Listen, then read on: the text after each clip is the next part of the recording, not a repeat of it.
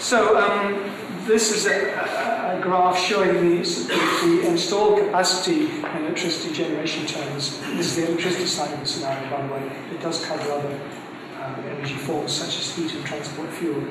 And the terawatt hours generation. It's a bit hard to decipher this, the key of this, so I wouldn't really dwell on it, but basically on the right-hand side you'll see that the dread scenario has very, very high wind energy contribution. But this is a scenario not just produced by, you might consider, starry-eyed idealists at the Centre for Alternative Technology. These are very hard-headed number crunchers in the UK Energy Research Centre. And in a minute I'll be coming back to that. But to move to an even more officially acceptable source of information, the UK's recently created Department of Energy and Climate Change just recently produced a few months ago its Low Carbon Transition Plan, which envisages a 33 or so % cut in the UK carbon emissions by as early as 2020 or thereabouts, and an 80% cut by 2050. And you can see in this first graph how they propose to cut in both homes and workplaces and farming and transport by really quite large amounts in a very short time, maybe just over 10 years. The ambition is to have something like 30% of electricity from renewables by 2020.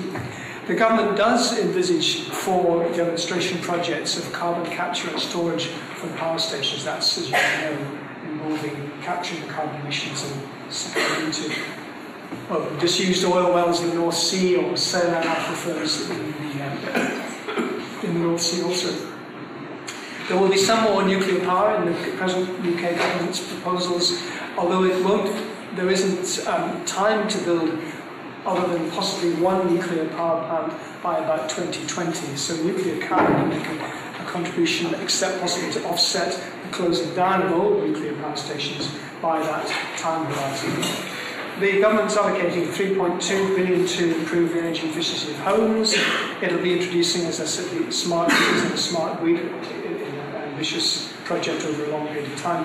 They've got this proposal for what they call pay as you save. I think the idea behind that, although these are still more developing, is that people would be given funding to implement energy-saving measures in their homes, and that funding would be paid back through a surcharge on the bills. But unlike present arrangements that do that, the system would carry on even if the new owner owned the house afterwards. So the funding would attach itself to the property rather than to the owner of the property. That's, I think, the idea.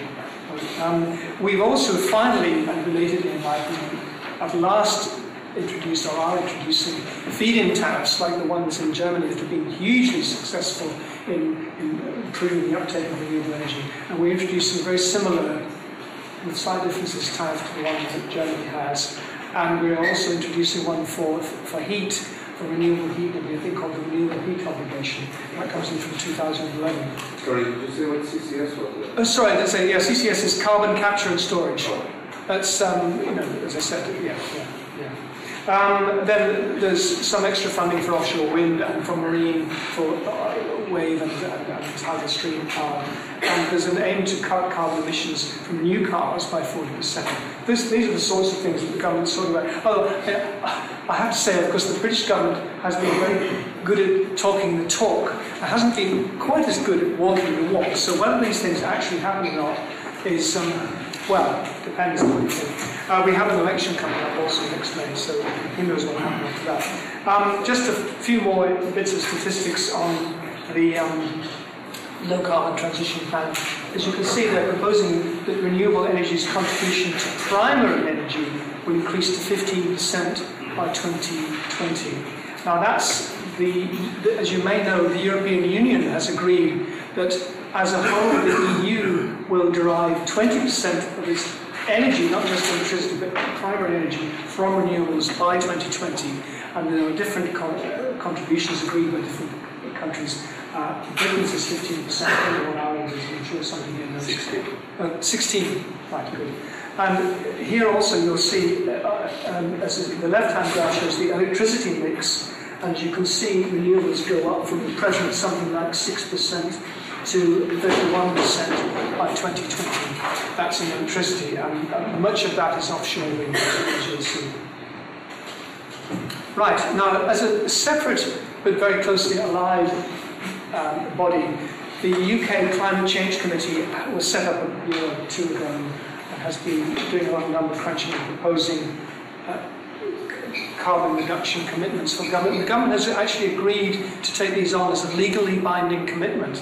Well, again, you could perhaps be sceptical as to what the sanctions there would be if these commitments are not met. I don't think anybody's going to be taken to the Tower of London and executed if they don't comply with them. But however, it's a step forward that these things are legally binding commitments. And the Climate Change Committee has very carefully mapped out how the UK could go from its present level of carbon emissions of 679 million tonnes of CO2 equivalent. And they also very, very properly and appropriately add in emissions from shipping and aviation. They include the CO2 equivalent of the non-CO2 emissions, such as methane and NOx and so on. So they're doing the sums very rigorously, and they propose anyway that Britain approximately reduces to 20% by 2050 its current emissions of carbon. And they have various interim targets. The interim target is 34% by 2020. Now, they even have this considerably more ambitious target of increasing that to 42% if the Copenhagen conference that's coming up in a month or so achieves its aims, although again, one could have one's doubts as to whether that will actually happen.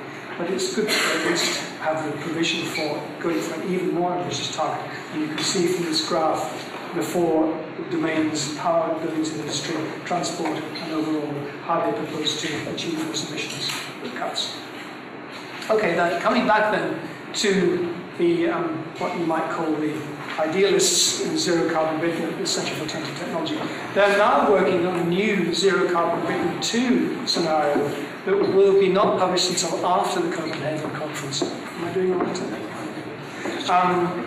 Now that COT's dislike for nuclear power is fairly well known, and they've chosen this so-called DREAD scenario from the research councils as the basis of their new scenario. They've chosen that because it's hard, it's an unassailable, it's been subject to peer review, it's been thoroughly researched, it's been thoroughly modelled, so it's not easily, possibly as easily attackable as the earlier scenarios. They've scaled it up though, so that they get even more of the UK's energy comes from renewables by 2050, or no, by soon in 2050. I'm hesitating slightly when I describe this because the scenario is still under development, and I've been given a sort of preview of it.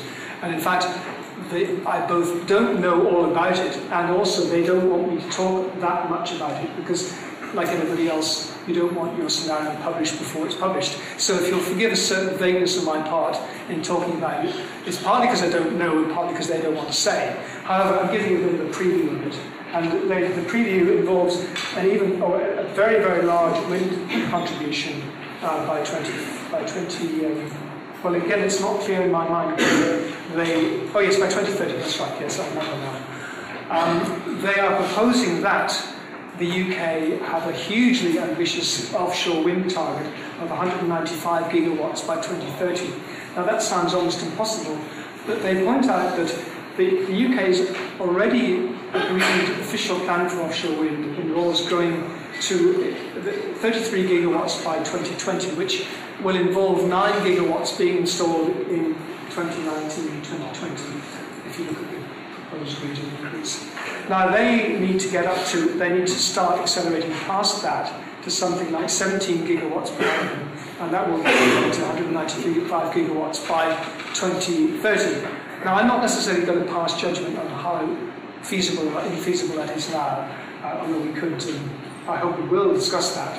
And they also point out that the investment in that will be certainly something around something like 30 billion per annum by 2030, and that's 2% of the UK gross domestic product.